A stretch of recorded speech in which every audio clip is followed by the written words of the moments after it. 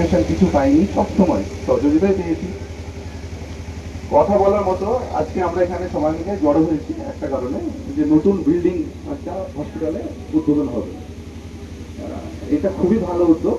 এটা তো বলার কিছু নেই, সাধুবাদ দেওয়ার মানে যদি বলি যে সাধুবাদ দেওয়ার মতো কি আছে, কিন্তু সত্যি বলতে গেলে আমরা সব থেকে মানুষ নিজের ধর্মস্থান আর হসপিটাল এই দুটো জায়গায় সব থেকে বেশি আমরা প্রার্থনা করি, উপর আল্লাহর কাছে হোক, ভগবানের কাছে হোক, সব থেকে বেশি প্রার্থনা করি।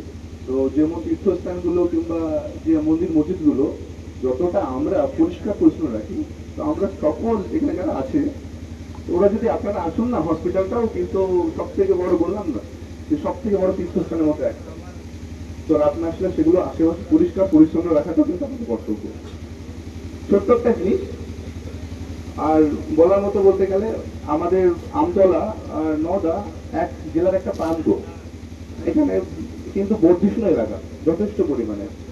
আমরা ছোট থেকেই জানি, আমার সেকেন্ড ও মুর্শিদাবাদ, হয়তো আপনারা জানবেন। তো নওদাটাকে সবাই বর্ধিষ্ণু এলাকা ভাবে চেনে, তো সেইভাবে আমরা প্রান্তে থাকি। আমাদের সকলেই, আমরা যা আছি এখানে, আমাদের সকলেই কর্তব্য যে এখান থেকে সবাইকে তুলে এনে আমরা হয়তো সেটেলে দিতে পারবো না, কিন্তু সেটেলে ফোকাস তো করতে পারবো। তো বেশ ভালো থাকুন সবাই। যদি কোনো রকম অসুবিধা, কোনো রকম যদি প্রয়োজন মনে হয় আমাদের কাছে আসবেন, আমরা সকলে আপনাদের জন্য রয়েছি।